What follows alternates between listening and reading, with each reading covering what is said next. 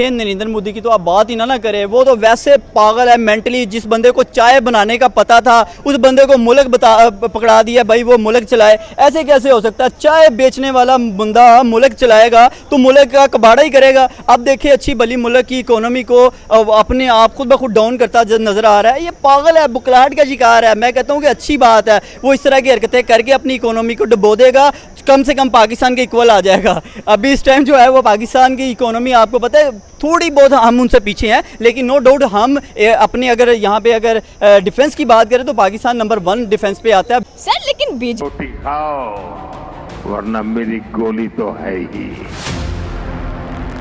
और अभी तो मैंने कुछ ज्यादा किया नहीं है, वहां पसीना छूट रहा है। इंडिया के साथ सपोर्ट रशिया की शुरू से ही रही है। ये भाई हमने इंडिया ने ट्रम्प गवर्नमेंट के अंदर एक बंदा हायर कर दिया है जिसको वो डेली का $1500 देंगे। लेकिन वही ट्रम्प इंतजामिया की आप कह रहे हैं अमेरिका की एक तरफ लचक वहाँ पे देखते हैं हम इंडिया की तरफ ही रही है। यूएनओ एक मॉक ड्रिल का नाम सुनते ही पाकिस्तान की हालत खराब हो जाती है, क्योंकि पिछली बार जब नरेंद्र मोदी ने मॉक ड्रिल का ऐलान किया था तो मॉक ड्रिल से पहले ही एक मॉक ड्रिल का रिहर्सल हुआ था और उसी रात पाकिस्तान को ठोक दिया गया था। बिग न्यूज के साथ ही हाजिर हो चुकी है। रशिया ने एक दफा फिर से अपनी ट्रू फ्रेंडशिप का हक अदा कर दिया। मॉक ड्रिल का नाम सुनते ही पाकिस्तान की हालत खराब हो जाती है, क्योंकि पिछली बार जब नरेंद्र मोदी ने मॉक ड्रिल का ऐलान किया था तो मॉक ड्रिल से पहले ही एक मॉक ड्रिल का रिहर्सल हुआ था और उसी रात पाकिस्तान को ठोक दिया गया था।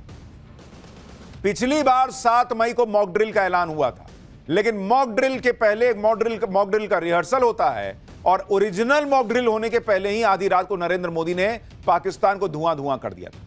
उन्होंने इंडिया को Su-57E जो कि 5th जनरेशन के एयरक्राफ्ट है वो ऑफर करा दी और साथ साथ कहा कि ये मेड इन इंडिया हो गया। रशिया ये टेक्नोलॉजी जो है इंडिया को ट्रांसफर करेगा और ये 5th जनरेशन के एयरक्राफ्ट इंडिया के अंदर बनेंगे। और के अंदर मिलिट्री बैलेंस के लिए अगर खित्ते के अंदर मिलिट्री बैलेंस रखने के लिए हम अगर चाइना सपोर्ट करता है तो इंडिया को या किसी भी कंट्री को साथ उनके जो रिलेशन जिस कंट्री के साथ अच्छे होंगे वो कंट्री सपोर्ट करेगी। ठीक है। इंडिया को जिस तरह अब रशिया सपोर्ट कर रहा है, अगर रशिया ना सपोर्ट करे तो उन्हें अमेरिका यूएस सपोर्ट करेगा।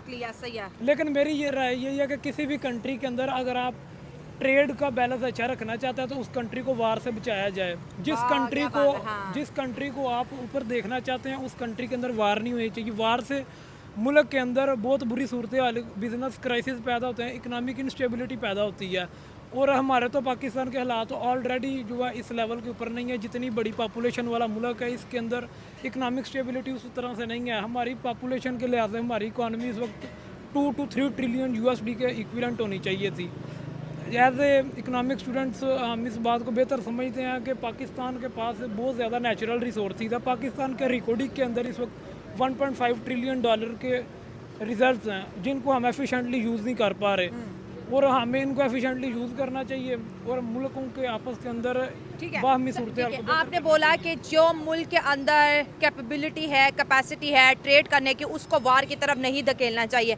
अगर पाकिस्तान के पास 5th जनरेशन एयरक्राफ्ट आता है तो वहाँ पे अमेरिका, रशिया, इंडिया को दे देता है, तो जो मिलिट्री बैलेंस है रीजन के अंदर वो मेंटेन रहता है और ये मेंटेन रहना भी चाहिए ताकि कह लेंगे F-35 एंड Su-57 परचेज करेंगे। बल्कि हम सबको दावत देंगे कि किसका प्रोजेक्ट सबसे ज़्यादा अच्छा है वो हमारे मुल्क में आके इस चीज़ की मैन्युफैक्चरिंग करे, यानी कि मेड इन इंडिया की बात हो रही है। सर क्या कहना चाहते हैं कि ऑपरेशन सिंदूर जब से स्टार्ट हुआ है इंडिया का एयर डिफेंस सिस्टम, साथ में अगर हम लोग उनके मिलिट्रीज की बात करें तो काफ़ी ज़्यादा स्ट्रॉन्ग नज़र आई हैं और सुनने में है कि पाकिस्तान के काफ़ी ज़्यादा जो उन्होंने चाइना से ख़रीदा हुआ जो डिफेंस सिस्टम था उसको टोटली तोड़ फोड़ करके रख दिया था और पूरे न्यूज़ चैनल्स के ऊपर ये बात छाई हुई थी, चाहे इंटरनेशनली या नेशनली देखें। तो आप इस चीज़ को कैसे देख रहे हैं कि एक बार फिर से मिशन सिंदूर जो 2 है वो लोडिंग हो रहा है और पाकिस्तान की जो रातें हैं वो ख़राब होना नज़र आ रही हैं? देखिए मिशन सिंदूर 1 तो उन्होंने देख लिया है, अब वो मिशन सिंदूर 2 देखना चाहते हैं तो कर लें अटैक पाकिस्तान पे। तो देख ले पाकिस्तान कौन सा प्रिपेयर नहीं बैठा हुआ, पाकिस्तान मुंह तो पास रशिया का S-400 अवेलेबल है। पाकिस्तान ने वही तबाह किया था। आप देखेंगे पाकिस्तान ने S-400 नहीं तबाह किया उनका एयर डिफेंस सिस्टम।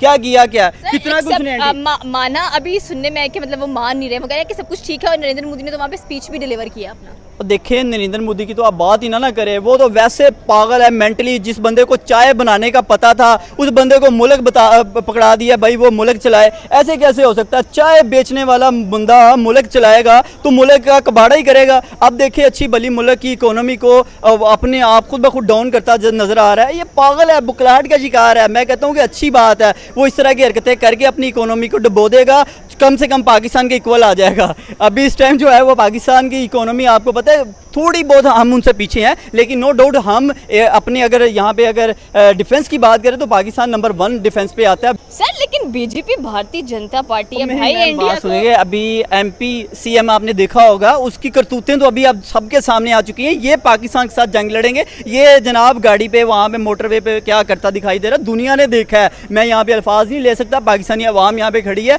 कि ये लोग पाकिस्तान के साथ जंग लड़ेंगे। ये भाई गाय का मूत्र पीने वाले लोग, ये गंदे लोग, ये कभी भी पाकिस्तान का मुकाबला नहीं कर सकते। और दूसरी बात, अभी जैसे अभी मैं बता रहा हूँ, उनका जो CM है मोटरवे पे क्या करता दिखाई दे रहा है और उसका रेप करता दिखाई दे रहा है। अंदाजा लगाओ कि ये लोग पाकिस्तान से जंग लड़ने की बात इंटरनल मसले हैं ना, वो तो उनके इंटरनल मसले हैं। क्या मामला आता है? देखिए बात आती है कि भाई आप लोगों के अंदर क्या है, बस CM हो कि ये ऐसी हरकतें कर रहा है तो ये लोग क्या है, वो एक चाय वाले को मुल्क पकड़ा दिया है भाई, उस 1.5 अरब की आबादी को वो जो है उसने दाव पे लगा दिया होगा कि यहाँ से कोई जिस तरह से वो हरकतें कर रहा है, पाकिस्तान यहाँ से एटमी मिसाइल चला देगा, वो तबाह हो जाएगा, खुद भी रोएगा, सारा आवाम को ही रुलाएगा, पल्ले कुछ नहीं रहेगा। इससे बेहतर है माफी मांगे और इससे आप अपनी करतूतों से बाज आए और पाकिस्तान से जो है वो माफी मांगे और यहाँ से निकलता बने।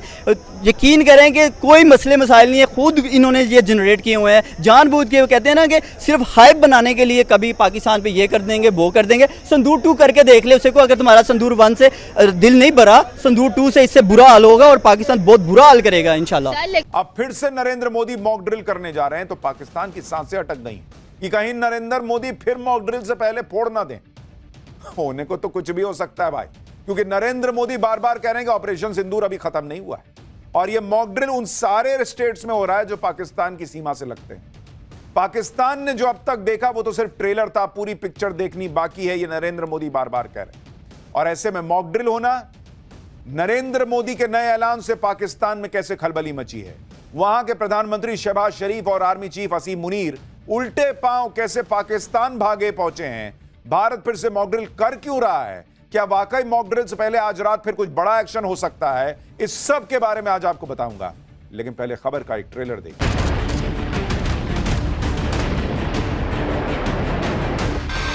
रोटी खाओ वरना मेरी गोली तो है ही। और अभी तो मैंने कुछ ज्यादा किया नहीं है, वहां पसीना छूट रहा है। हुआ था तो नरेंद्र मोदी ने उससे पहले ही ऑपरेशन सिंदूर कर डाला था। कल शाम को देश के कुछ राज्यों में वैसे ही मॉक ड्रिल होगा जैसा मॉक ड्रिल ऑपरेशन सिंदूर के वक्त हुआ। जिन राज्यों में मॉक ड्रिल होना है वो राज्य पाकिस्तान के बॉर्डर पर हैं। इनमें जम्मू कश्मीर, पंजाब, राजस्थान, गुजरात है। इसके अलावा हरियाणा, चंडीगढ़ में भी मॉक ड्रिल होगा। पिछली बार पाकिस्तान की मिसाइल हरियाणा के सिरसा में भारतीय सेना ने मार गिराई। चेंजिंग आ रही है, दुनिया हालात के साथ साथ चेंजिंग आ रही है। इंडिया के साथ सपोर्ट रशिया की शुरू से ही रही है। ये भाई हमने इंडिया ने देखी ट्रम्प गवर्नमेंट के अंदर एक बंदा हायर कर दिया है जिसको वो डेली का $1500 देंगे। लेकिन वही ट्रम्प इंतजामिया की आप कह रहे हैं, अमेरिका की एक तरफ लचक वहाँ पे देखते हैं हम, इंडिया की तरफ ही रही है। UNO एक आप कह लें एक मजाक, $15,000 देंगे। हाँ, नहीं वही एक सपोर्ट, एक उनकी डेफिनेटली एक लचक उन खिंचाव उधर अमेरिका का रहा है इंडिया की तरफ। हमारी बस एक बातें ही रही हैं, लेकिन हमारी अपनी मैं ये कहूँगा कि हमारी जो फॉरेन पॉलिसी है इसको मजबूत बनाना होगा। और अभी जो भेज रहे हैं ये थोड़ा सा अगर पहले भेज देते और मामला संभाल लेते तो डेफिनेटली बहुत कुछ कवर किया जा सकता था। रब्बानी खर को भेजना चाहिए था, वो बिलावल भुट्टो से टॉप क्लास डिप्लोमेट है। वो बिल्कुल उनकी जो पॉलिसी रही है वो भी एक उनका स्टाइल होता था, एक बोलने का एक लहजा होता है और एक इंसान की पर्सनालिटी भी बड़ा मैटर करती है कि किसी वो बोले और दुनिया उसको समझे।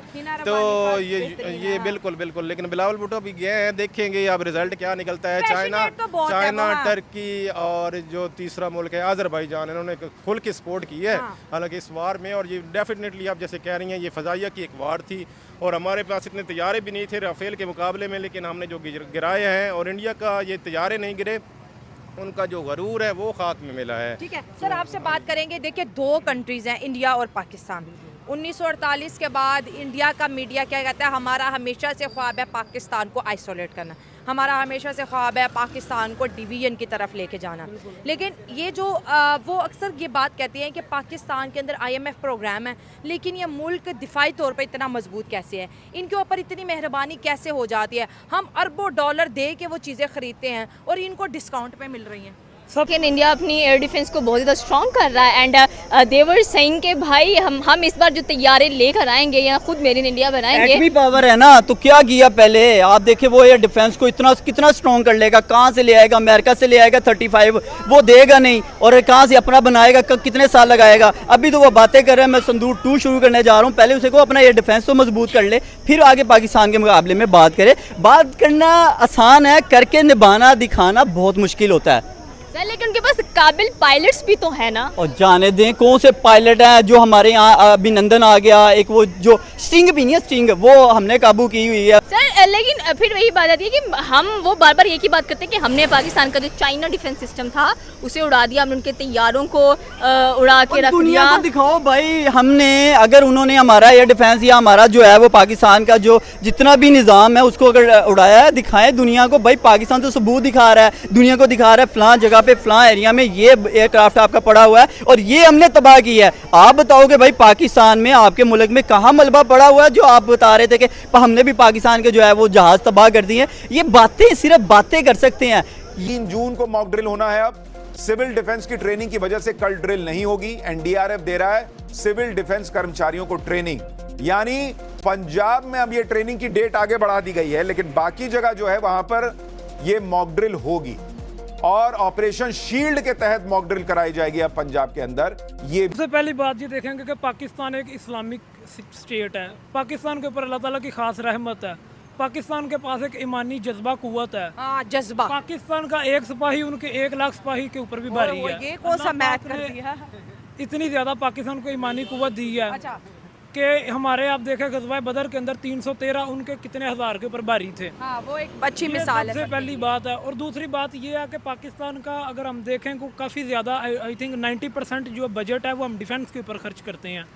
और इन फ्यूचर भी हम अगर पाकिस्तान के बिजनेसेस को स्टेबल करेंगे तो पाकिस्तान कोई भी कंट्री जो है ना, ठीक है, लेकिन मैं यहाँ पर डिसएग्री कर रही हूँ। देखें, इंडिया भी कहता है मैंने ना अपनी इकोनॉमी पे फोकस करना है लेकिन खरीद हथियार है।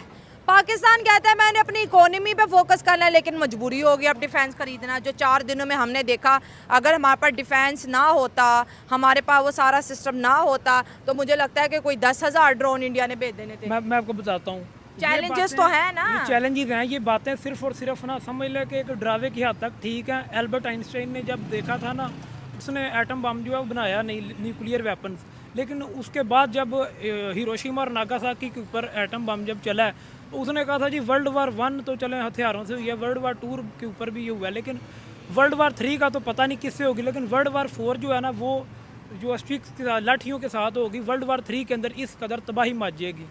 बिल 4 उन्हें एक्शन करके दिखाएंगे। हमारे यहाँ आए थे, हमने क्या किया, उनके जितने भी ड्रोन थे सारे तबाह किए। हमारे ड्रोन तो वो तबाह ही नहीं कर सके। वहाँ जाके कुछ 2-2, 3-3, 4-4 दिन वो घूमते रहे हैं, 3-3, 4-4 घंटे भी घूमते रहे हैं। आप देखें मुंबई तक हम चले गए, बातें क्या। मॉक ड्रिल्स बहुत ज्यादा इंडिया करवा रहा है। पहले सिंदूर 1 में भी मॉक ड्रिल्स नजर आई हैं, अब फिर बॉर्डर के पास भी मॉक ड्रिल्स नजर आ रही हैं। ये ना बुकलाहट का शिकार है, अक्ल से पैदल हो चुका हुआ है। उसको ये समझ नहीं आ रही कि भाई हम पाकिस्तान के साथ मुकाबला कैसे करें, अब अपनी आवाम को जवाब कैसे दें। तो इस चक्कर में वो पड़ा हुआ है और उसका कोई नहीं है। अपने 1.5 अरब की आबादी को सिर्फ तबाह करने में लगा हुआ है कि कहीं ना कहीं मैं इनको बस मार दूं और मैं खुद यहाँ से निकल जाऊँगा। सर कैसे वो कह रहे हैं कि हम ये वाली पार्टी है बीजेपी, ये बहुत स्ट्रॉन्ग है, बहुत अच्छा सेल्फ डिफेंस करना जानती है और पाकिस्तान को मुंह तोड़ जवाब दिया। नरेंद्र मोदी खुद भी कहते हैं कि खून और कह रहे हैं कि जो पानी एक साथ नहीं बह सकते हैं, और पाकिस्तान के पास रोटी है, रोटी खाए, बंदूक मेरे पास है, गोली मेरे पास है, चलानी कब है वो मुझे पता है।